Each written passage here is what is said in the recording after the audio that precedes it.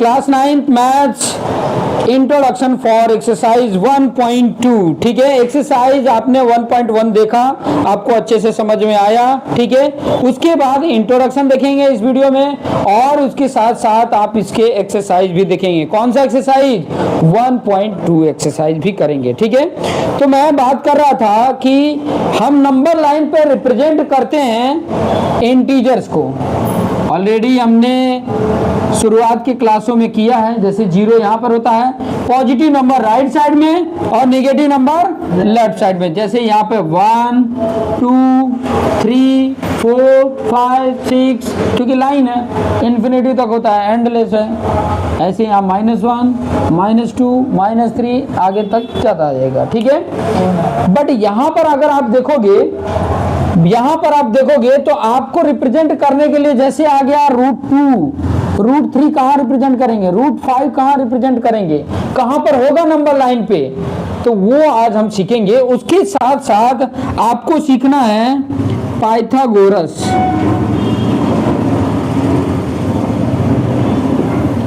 Pythagoras theorem क्या कहता है। ठीक है, पाइथागोरस थ्योरम क्या कहता है, कैसे ये पता करेंगे कि ये √2 कहाँ होगा, इस पे √3 कहाँ होगा या √5 कहाँ होगा, ये कैसे हम पता करेंगे। उसके लिए थोड़ा सा समझिए। पाइथागोरस थ्योरम ने जो दिया था वो राइट ट्रायंगल के लिए दिया था। राइट ट्रायंगल क्या होता है? जिसमें एक एंगल 90 डिग्री हो। ये 90 डिग्री है। ठीक है, इसको बोलते हैं परपेंडिकुलर, इसको बोलते हैं बेस, और ये वाला जो लॉन्गेस्ट साइड होता है इसको बोलते हैं हाइपोटेनियस। क्लियर, समझ में आया? अब इन्हीं के बेस पे पाइथागोरस ने एक फॉर्मूला दिया, और वो फॉर्मूला क्या था? हाइपोटेनियस का स्क्वायर इक्वल टू बेस का स्क्वायर प्लस परपेंडिकुलर का स्क्वायर। ये उन्होंने दिया फॉर्मूला। जब जो सबसे लॉन्गेस्ट साइड उसका square equal to other 2 side जो हैं उनके स्क्वायर का सम, स्क्वायर कर दिए फिर सम कर दिए। क्लियर, ये फॉर्मूला उन्होंने दिया। अब इसी के बेस पे मुझे √2 लाना है, √2 लाना है, तो कैसे आएगा √2? तो थोड़ा सा ध्यान देना है, समझ में आ जाएगा, आसानी से समझ में आ जाएगा। 1 पार्ट मैंने ये लिया यूनिट। ठीक है, जितना ये है उतना ही परपेंडिकुलर मैंने 1 पार्ट ले लिया, जितना ये है उतना ही परपेंडिकुलर लाइन हो गया। ये भी 1 यूनिट है, ये भी 1 है। क्लियर, अब ये देखो, अगर ये मैंने ट्रायंगल बना दिया, थोड़ा सा ध्यान दो, ये ट्रायंगल बना दिया, मान लो ये A हो गया, ये B हो गया और ये O हो गया। ठीक है, ट्रायंगल बनाओ तो ये हाइपोटेनियस होगा, ये परपेंडिकुलर और ये बेस। ठीक है, बेस आपका 1 है, परपेंडिकुलर आपका 1 है, और हाइपोटेनियस अगर मैं फाइंड आउट करूं ये, तो क्या होगा? हाइपोटेनियस का स्क्वायर इक्वल टू बेस का square plus perpendicular square. Base की वैल्यू 1 है, 1 का स्क्वायर, परपेंडिकुलर भी 1 है, 1 का स्क्वायर, 1 स्क्वायर 1, 1 का स्क्वायर 1, ये कितना हो गया? 2 हो गया। लेकिन यहाँ पे क्या है? हाइपोटेनियस का स्क्वायर। हाइपोटेनियस का स्क्वायर हटाओगे तो ये क्या आ जाएगा? रूट में आ जाएगा। तो √2 आ गया, मतलब √2 की वैल्यू क्या है? ये है, ये वैल्यू क्या है? √2 है। यही तो हाइपोटेनियस है, या फिगर में देखो, यही तो लॉन्गेस्ट साइड है, हाइपोटेनियस हो गया √2।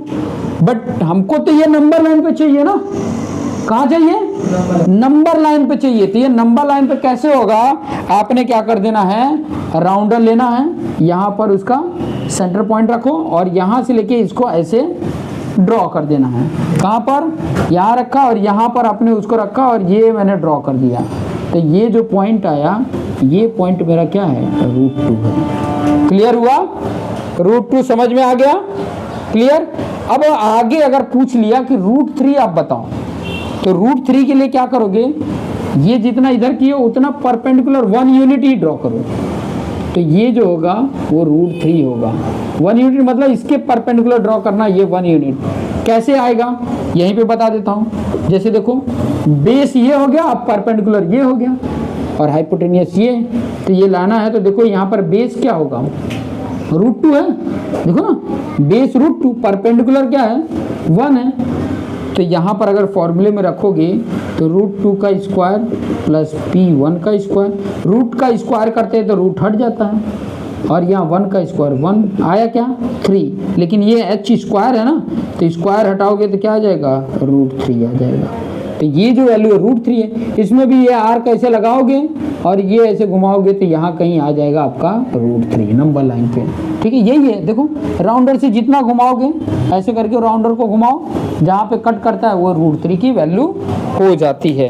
ठीक है, ऐसे करके आप रूट की सारी वैल्यू आप फाइंड आउट कर सकते हो, रूट की सारी वैल्यू आप फाइंड आउट कर सकते हो। कितना भी वैल्यू अगर फाइंड आउट करना है, अगर मान लो कि √5 फाइंड आउट करना है तो बनाना सीखो। देखो √5 करना है तो आप थोड़ा सा देखो, √5 अगर देखोगे तो आपको रूट क्या चाहिए, एक तो आना चाहिए क्या 3 आना चाहिए, एक 2 आना चाहिए, या तो आपका 4 आना चाहिए, 1 आना चाहिए।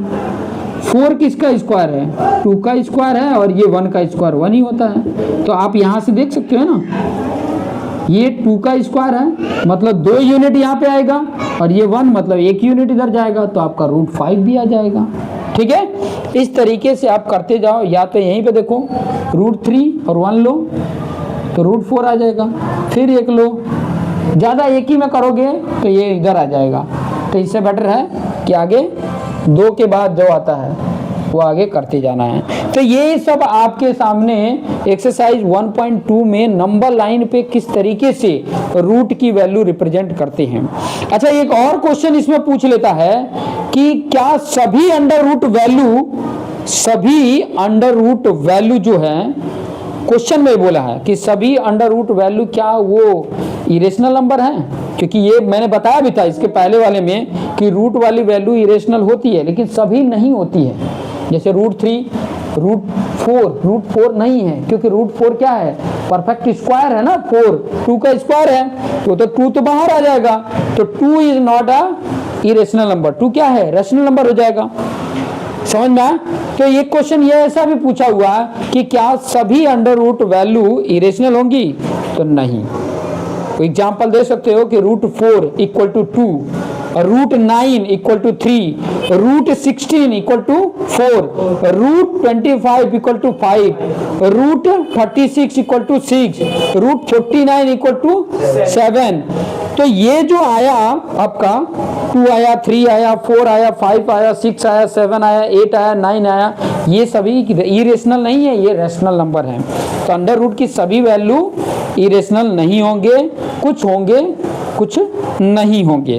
क्लियर? ऐसे भी क्वेश्चंस आ सकते हैं, इसके अलावा डिफरेंट और कोई क्वेश्चन तो नहीं है। चलिए एग्जांपल देख लेते हैं। ये एग्जांपल नंबर 1 ही है जो अभी आपको बताया, ये एग्जांपल नंबर 1 हो गया। क्वेश्चन में यही बोला है, क्या बोला है, locate √2 on number line. Question लिख दो, यहाँ पे क्वेश्चन लिख देता हूँ, यहाँ पे locate √2 on number line. Number line पे मैंने √2 को बता दिया, √3 को मैं क्या कर रहा हूँ, निकाल दे रहा हूँ। ठीक है, √3 को मैंने निकाल दिया, √2 को जो रिप्रेजेंट किया था, यहाँ C पॉइंट लिख देना और यहाँ नीचे करके लिख देना hence C point locate √2 on number line. ठीक है, क्लियर? समझ में आ गया? ये क्लियर हो गया? इस तरीके से आपने बना लेना है। एग्जाम्पल नंबर 4 दिया, एग्जाम्पल नंबर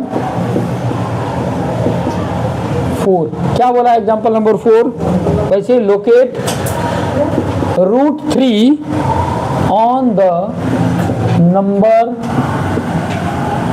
लाइन। ठीक है, तो सेम वही प्रोसीजर अपनाएंगे, सेम प्रोसीजर।